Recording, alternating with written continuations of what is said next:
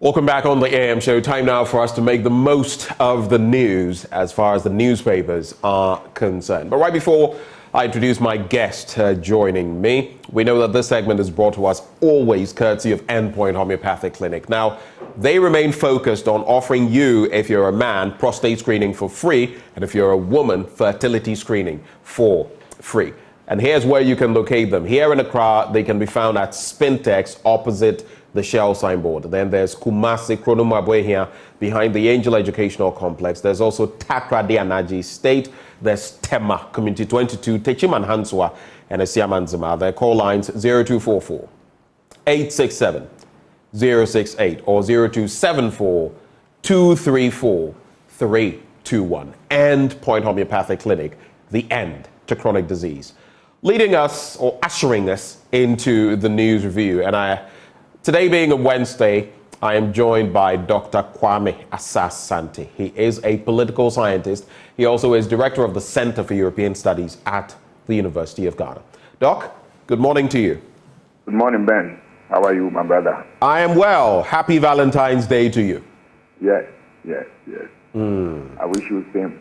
All right. And it's the day of love across the world. Of course, some people do things that go beyond what is expected. But it's a simple day of expressing love for everybody, from family to those special people, even to enemies. After all, that's what Jesus taught us. Love your enemies. I don't know whether you have any thoughts on Ghana and the way things are going. One thing that has come up on Valentine's Day is that there are a lot of scams. Now, so a lot of people too are using criminal means of fleecing people, making money off them. So a typical example is someone advertises something. It's a package for Valentine's Day. You try and get it for your loved one. And once you pay, you make the payment with Momo, you'll not hear anything again. So there's a lot of fraudulent activity going there. The Cybersecurity Authority alerted us to some of those. So let's all beware and not get fleeced, conned out of our money. I don't know whether you have any thoughts on that, but if you do, you could share that and then zoom into your about 2 minutes that we give you every time on the show so that you can talk about something topical that you'd like to share. And let me also mention to our audience, our viewers, that today Doc has had challenges with Zoom, so we're going to have him. We have him on phone, in fact. All right, over to you, Doc. Yeah, a quick one. Yes, I want to wish everybody Valentine, and my hope and prayer that people celebrate it in modest and then make sure that they free themselves from any trouble that accompanies the celebration of this all-important day. And I want to extend all greetings to everybody on this day. Right. Let us celebrate it without leaving our work. We should go to work and work the way we do all the time. I will zoom on straight away to, I think, Dr. Baumia's speech. Since then, we haven't met. And this is the first time that we are meeting after the Vice President delivered his speech. There are things that I want to point out and then share with the public. As you and I went through the speech, he kept saying that he's being a driver's mate and is not the one behind the steering wheel. He's just an advisor to government in terms of economic issues. He was assigned specific duty of digitization and the rest of them. And then he also recounted all the effort they've made and achievements they've made, particularly what he has achieved in the area of digitization and all that. Brilliant, good idea. But what I want to bring to the fore is that my vice president, your vice president, cannot take himself out of the blame that accompany the poor governance that we are receiving in this country at the moment. Once he takes the praises, he must also equally share the blame, right? Because if you look at our constitutional architecture, the running mate his ticket is tied to that of the president. So anytime the president is elected, you have indirectly elected the vice president. So, and that is why as soon as the president ceases to exist, or the president for one reason or the other cannot continue his office in terms of his work, the vice president steps in as the next president and all that. That tells you that the two work together, and that the blame, if there is any praise, it goes to the two.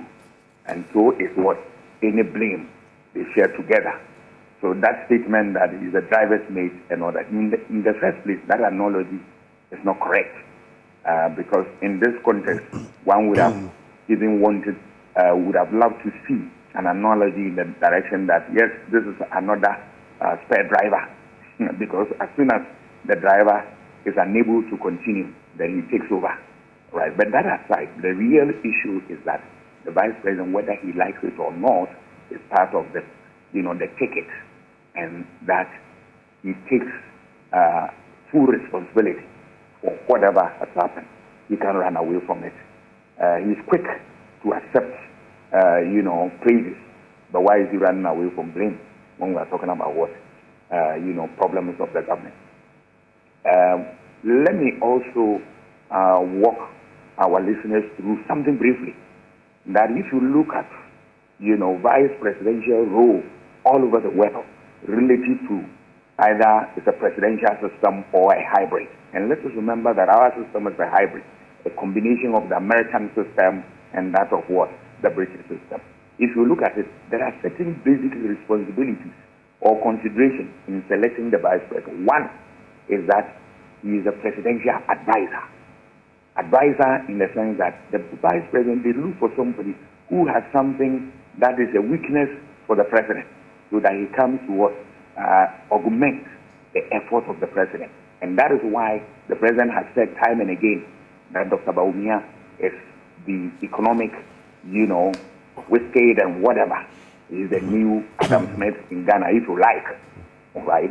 And that cannot be taken away from him. And we have seen that.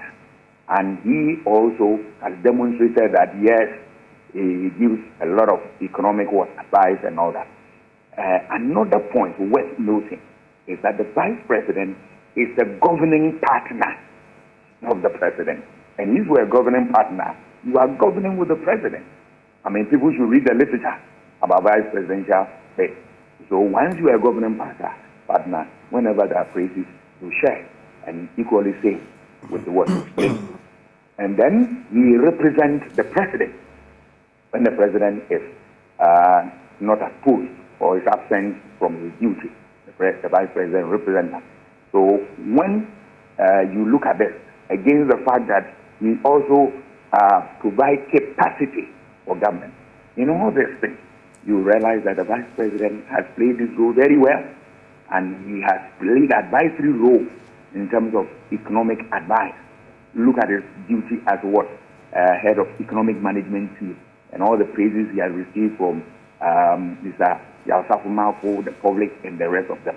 With all these things put together, I am not sure my vice president, your vice president, can say that, look, I'm just a driver's mate. He is not.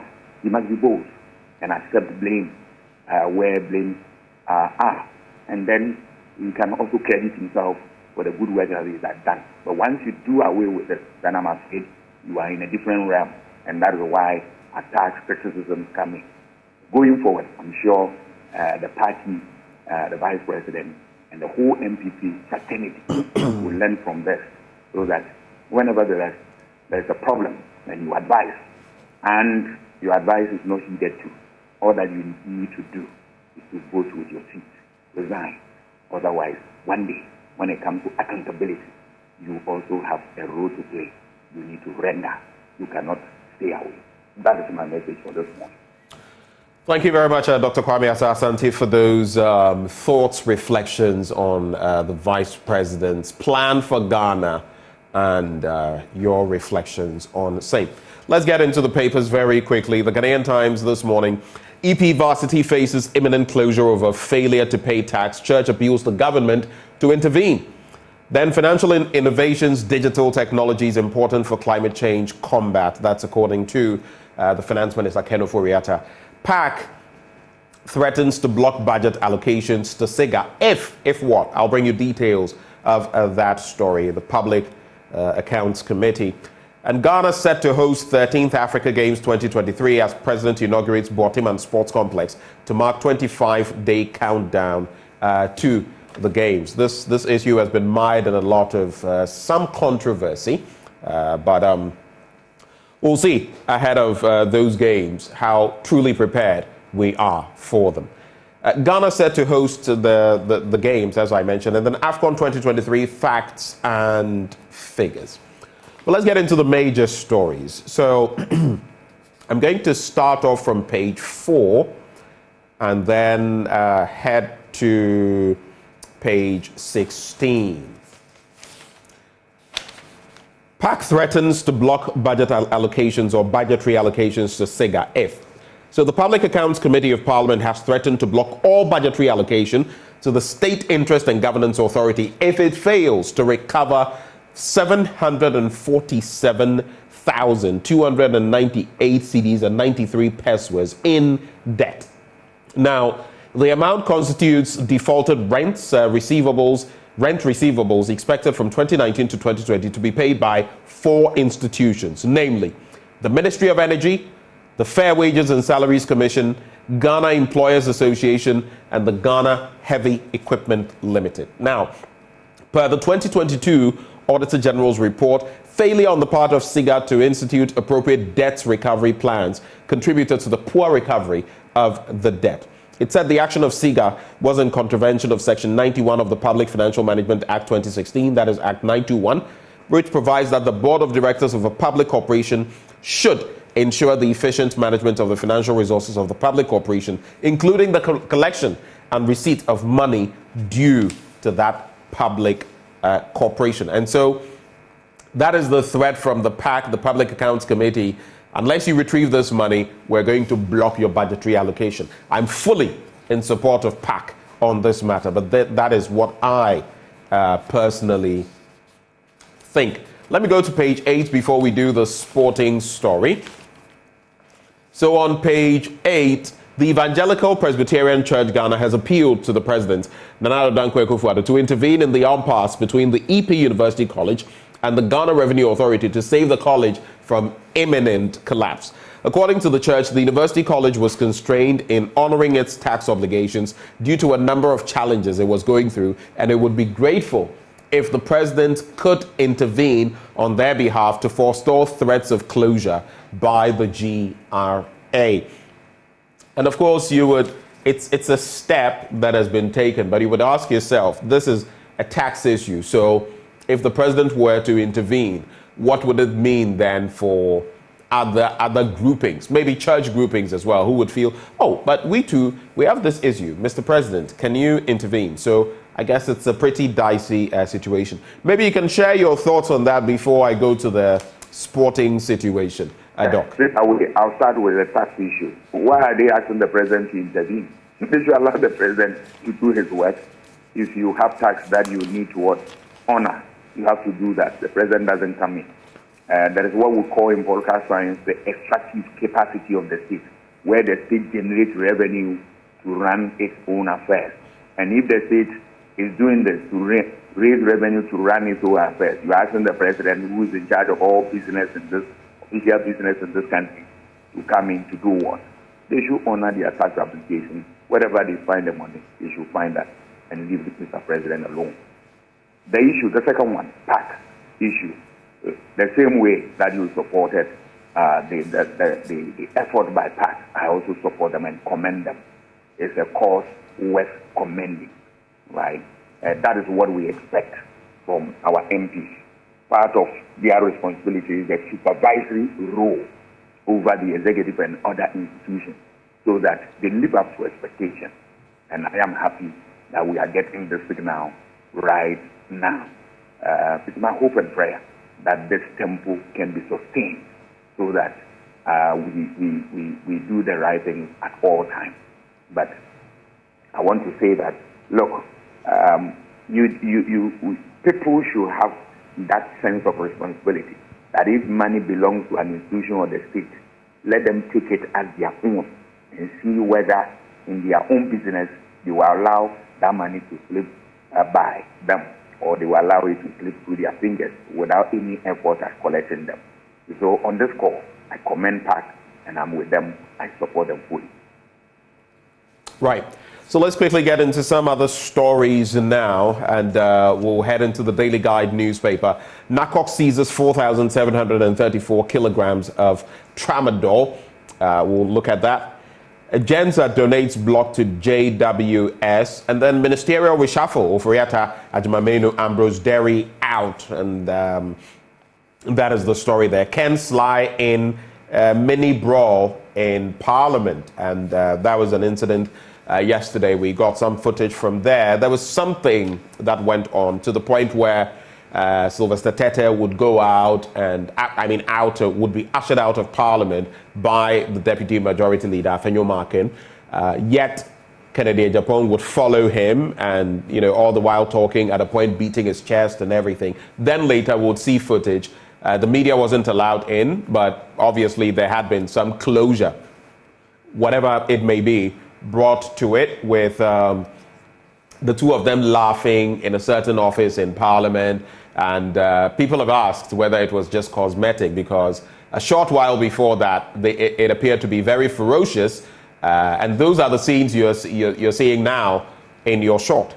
And so that's it. That's Kennedy Japan in there, visibly peeved by something that had happened, which led to that altercation. But then later, we would see the video where they patch up, they are laughing, they are smiling, and it appeared that they had set their differences aside. So let's quickly get into the Daily Guide newspaper. I'll do those major stories on page 3 and then look at page 6. Or maybe let me just start with page 6. So,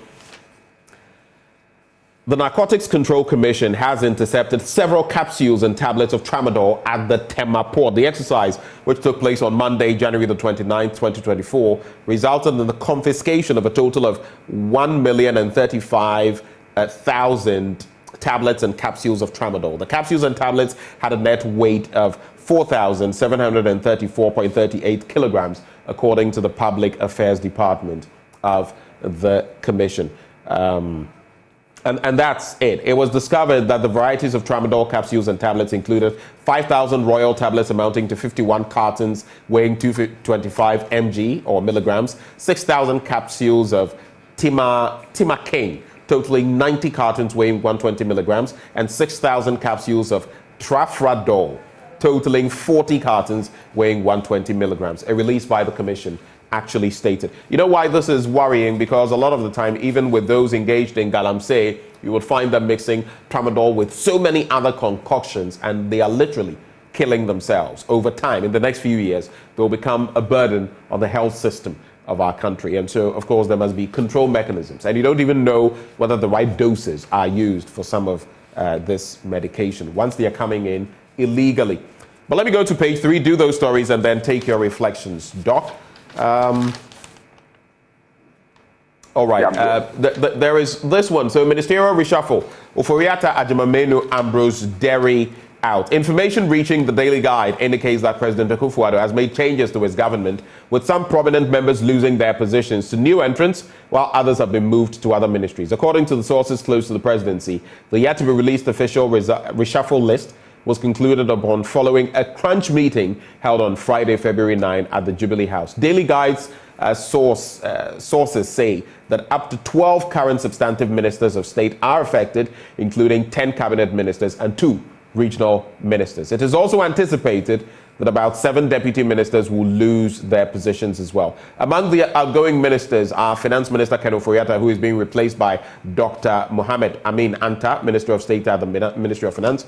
The Health Minister Kweku Agyeman leaving his position for Dr. Bernard Okoboy, current CEO of the National Health Insurance Authority. Interior Minister Ambrose Dery vacating his position for Henry Quartey.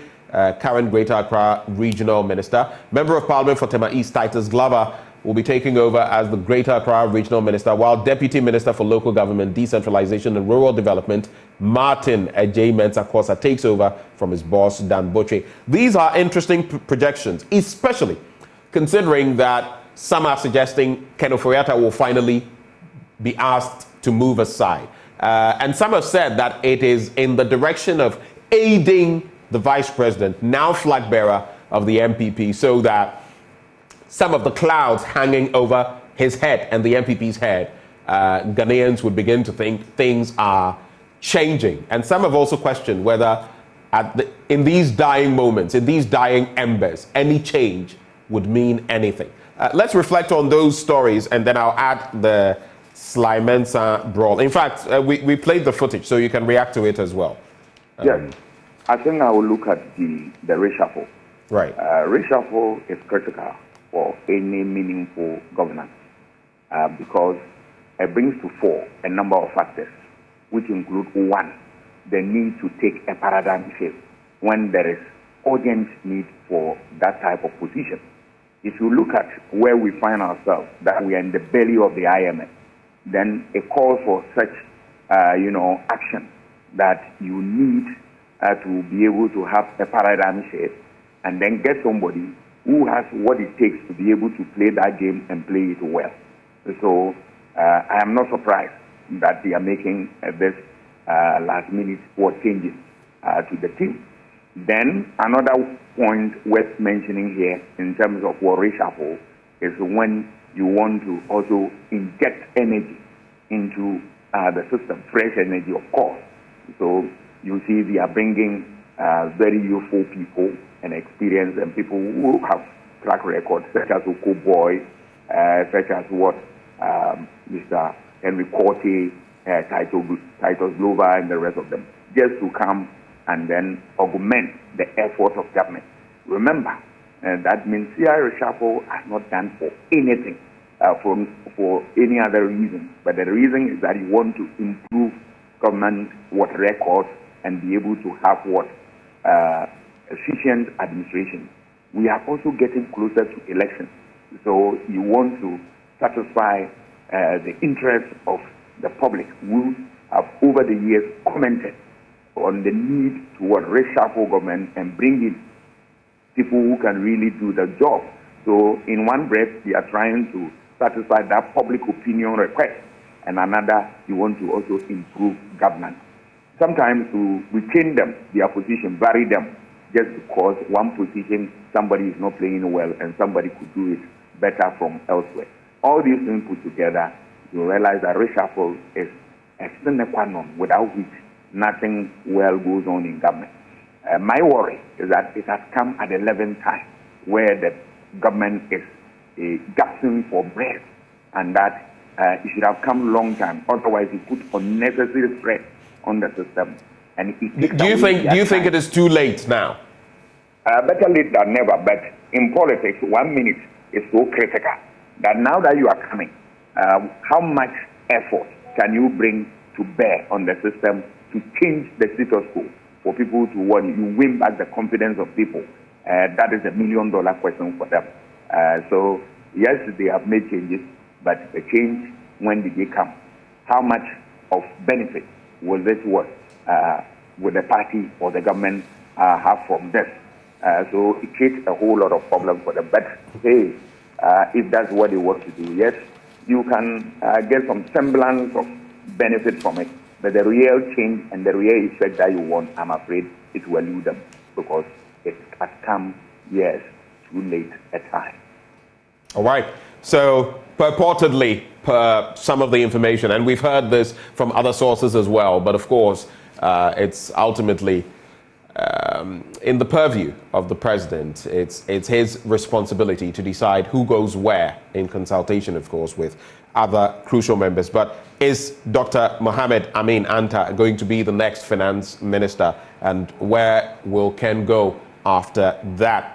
And even in the execution of the IMF deal and everything, how will this pan out? Dr. Okoboy, is he the next health minister? Is he taking over from Kweku Agyeman? And is Henry Quartey leaving the Greater Accra ministerial post to become Interior Minister, while Ambrose Dery is shoved out. Those are the questions. Yeah, there's one more thing. When you look at the crop of people who are likely to go out, very experienced and all that, one of the considerations is also that you want to free them so that they can go and help the vice president to, prosecute the campaign agenda.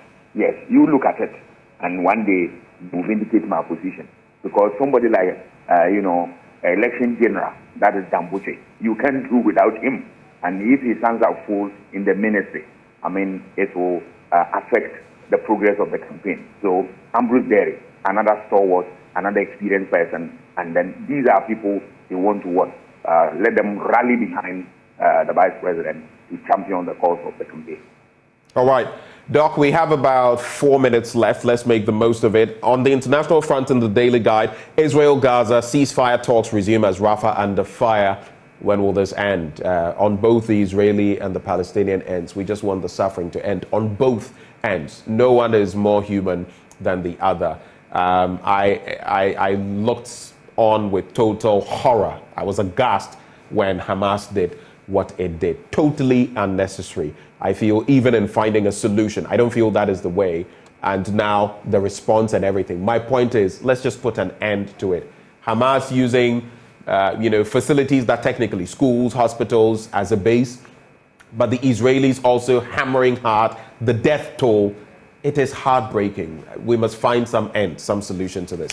First woman appointed as Liberia's defense minister. Liberia's president, Joseph Boakai, has appointed a retired female brigadier general, Geraldine George, as the acting minister of defense after protests by the wives of soldiers forced the resignation of her predecessor. This is the first time a woman is serving in the post, though it is unclear why Mrs. George has been appointed only in an acting capacity. But even if acting, we're grateful. I remember the IGP situation, and then the Speaker of Parliament, isn't Madam Bamford, way back when. We want more women in leadership, and whenever we get it, however we get it, we'd be grateful. The New Finder newspaper, I'll just read some headlines, and then, because in the publisher, some of the headlines we've dealt with are already there. So let me just do the New Finder, you react, and we're gone. Access Holdings PLC appoints Bolaji Agbede as acting group CEO. Of course, that is after what happened to Dr. Wigwe. But someone also shared something with me. I looked at, I don't know whether you followed the Access Bank CEO's issue, and unfortunate, I think his wife and his son also gone. Yesterday on Twitter, someone was showing his house. Senior, it's a mansion, a mansion, a mansion. People in Lagos were sharing, saying that they would be surprised if anyone else in Lagos had an edifice, anything close. You should see it on Twitter. But it also makes you realize that human beings, we are really nothing. Because after all of that, he's just gone like that. It just makes you aware that Charlie. Anyway, and then massive demo rocks GFA Sports Ministry today. We've been speaking about that. Some major sporting figures in our country are suggesting that things should be done because we're not getting our sports right. Those two major stories. Any reactions? We're gone. Yes. Ben, were you talking about the man who has been murdered? No.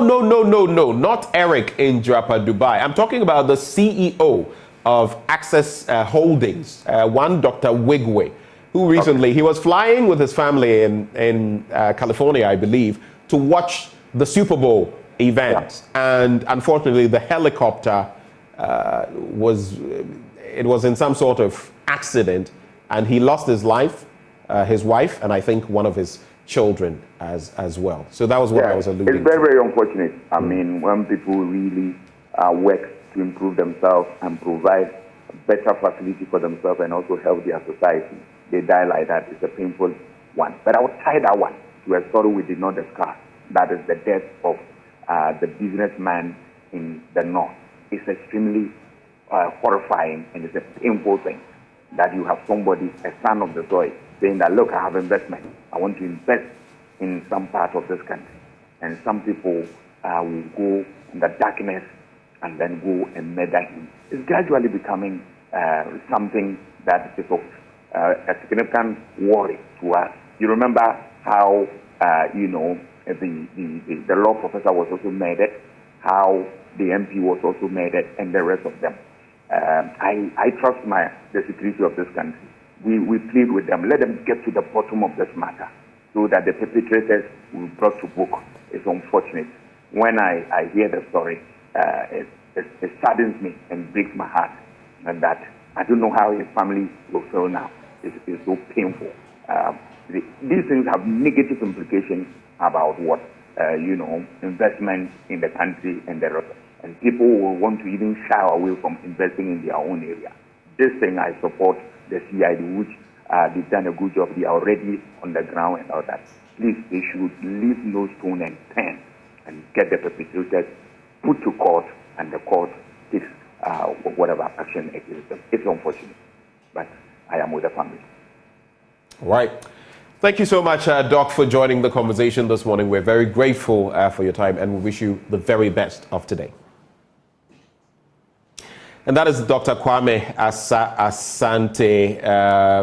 He's a political scientist and director of the Center for European Studies at the University of Ghana. I'll just let you know, of course, Endpoint Homeopathic Clinic. Then we'll bring you the aftermath of that confrontation with Sylvester Tete and Kennedy Ejapong. But Endpoint Homeopathic Clinic helping us to bring you this segment. Prostate screening is what they're offering for free for men. Fertility screening for free for women. Just reach out to them at any of their branches here in Accra. Spintex, opposite the Shell signboard. Kumasi, Kronoma here behind the Angel Educational Complex. The Stakrade Anaji State, Tema Community 22, Tichiman Hanswe and Siamanzima. Their call lines 0244 867 068 or 0274 234 321.